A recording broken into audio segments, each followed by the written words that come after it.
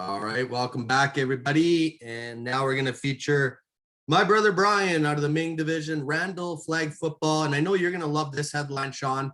The name changes haven't done anything yet.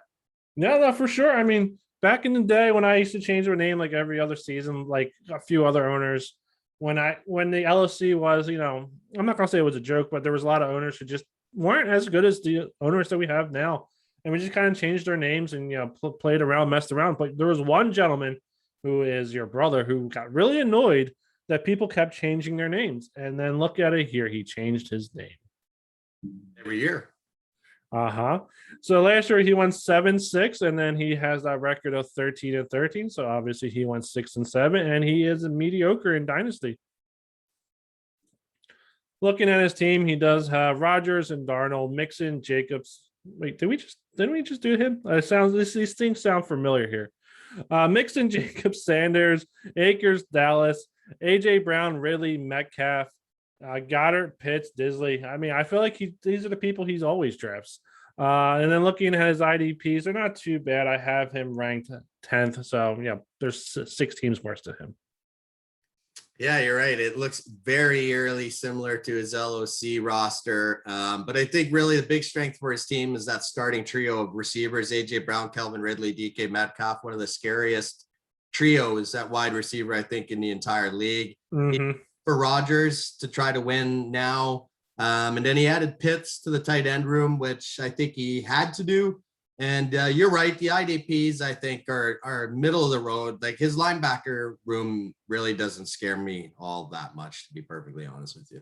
Yeah, I have his quarterback room ranked 4. I mean, if you have Rodgers and then Darnold, who I think is going to be okay. He looked a lot better last game than the 2 previous games or the previous game he played. He definitely had happy feet when he has to make those reads. So those quick passes definitely helped him out. His running back room I have ranked at 7th. His wide receiver at 2, just Curly Lamborghini, is ranked higher. His tight ends I also have ranked at 2. And then his flex ranked at 7. So, I mean, Goddard, Pitts, Disley, I think is a pretty good 1-2-3 punch there as well. Looking, you gave him a B-. I gave him a C+. I'll let you go first why you gave him a B-. Yeah, I think he had, I think it was 3rd overall or something like that. And I still think Pitts was the right choice for Brian. And then I liked Amon-Ra St. Brown as a good 2nd pick, but that will obviously be graded against Terrence Marshall and Rashad Bateman still being there on better offenses. So, why did you pick a guy on Detroit? Stevenson and Roundtree were also still there at running back. And he took the Steelers defense way too early, in my opinion. He probably would have got a higher grade than B-. But yeah, you don't pick Steelers defense that early. So, yeah, I mean, taking Kyle Pitts to me it's a toss up. His team's pretty solid as you can see with my grades, but he also took Kyle Pitts at 3. If you're going to take Kyle Pitts at 3, I would have probably traded back maybe 2-3 picks, and you could probably take him around 6 or 7. Taking the kicker, Jason Sanders, and I believe the 5th round is also why I gave him a C. And then he took the Steelers defense. Amon-Ra St. Brown is a good pick, but he also plays with Detroit, and Jared Goff is throwing him the ball.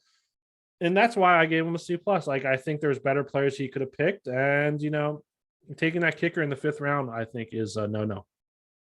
Yeah, Bateman and Marshall still there, and you go St. Brown. Like, I think St. Brown's going to be a good player. Don't get me wrong, but just sucks. Detroit sucks. Exactly. No, I agree with you 100% there.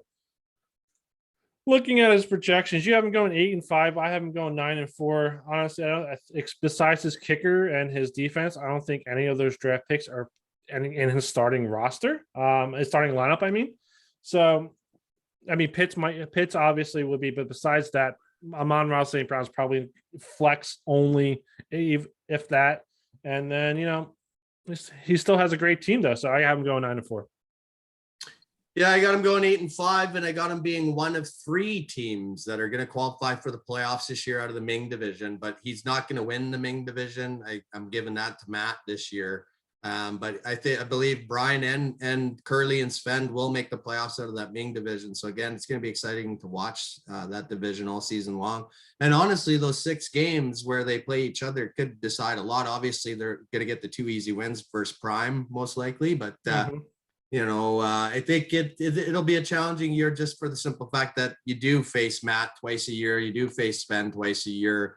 And some of the games outside the schedule aren't that easy either when you look at the fact that he's playing Vlad Jr. crew, Susie and Zebras, Chris and Omar. So that's why I gave him an 8-5 record, but I'm sure he likes seeing this record a lot more than his LOC record. So at least he has something to look forward to this year. 100%. And I think and I'm not going to say you can lose, your schedule week 1, but you can definitely have a good start to your schedule week 1. And he plays Bills Mafia week 1. And I think that's going to be a big game for him. I think if he wins that game, he might take the division. If he loses the game, I think Bills Mafia might take the division. So it's going to be a tough one. That week 1 game is going to be a nail biter for both of them guys. Oh, he nailed it on the head. And I actually got him losing that game, but you're right. That's potential game of the week category week 1. Oh, for sure. I agree with you there.